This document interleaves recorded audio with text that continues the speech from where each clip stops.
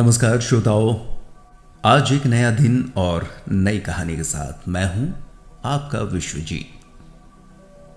दोस्तों कहते हैं कि हर शख्स आज़ादी चाहता है और अपने हिसाब से जिंदगी को जीना चाहता है, लेकिन अगर उसे किसी चीज के लिए रोका जाए तो फिर वो अपना सर्वश्रेष्ठ नहीं दे सकेगा। कुछ ऐसा ही कहती है ये कहानी। आइए शुरू करते हैं। पुराने समय की बात है। दो राज्यों के बीच युद्ध में पड़ोसी राजा ने दूसरे राज्य के राजकुमार को बंदी बना लिया। वो उसे मार डालना चाहता था, लेकिन उसकी कम उम्र देखकर उसे दया आ गई। राजा ने उसे मृत्युदंड से बचने के लिए एक विकल्प दिया। उसे इस सवाल का जवाब देना था कि आखिर कोई इंसान चाहता क्या है। इसके लिए राजकुमार को 1 महीने का समय दिया गया। राजकुमार अपने राज्य लौट आया।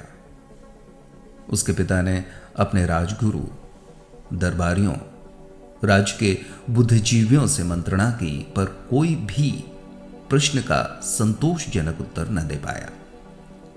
राजा ने ढिंढोरा पिटवा दिया कि जो कोई इस सवाल का सही सही जवाब बताएगा उसे मुंह मांगा इनाम दिया जाएगा।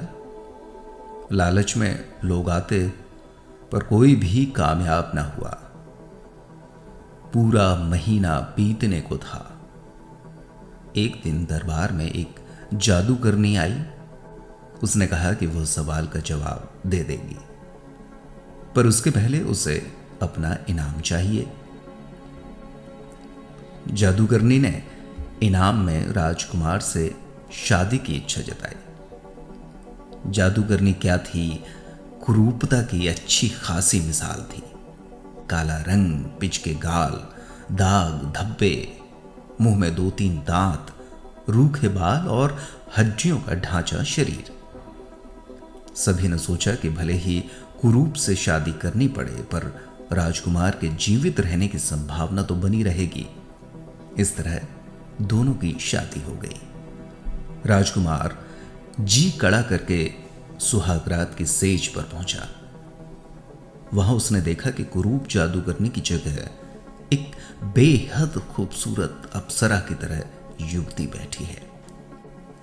अगले ही पल वो जादूगरनी में बदल गई। राजकुमार हैरान। तभी जादूगरनी ने कहा, तुमने मेरे दोनों रूप देख लिए। अब यह बताओ कि मैं दिन में किस रूप में रहूं और रात में किस रूप में। राजकुमार दुविधा में पड़ गया।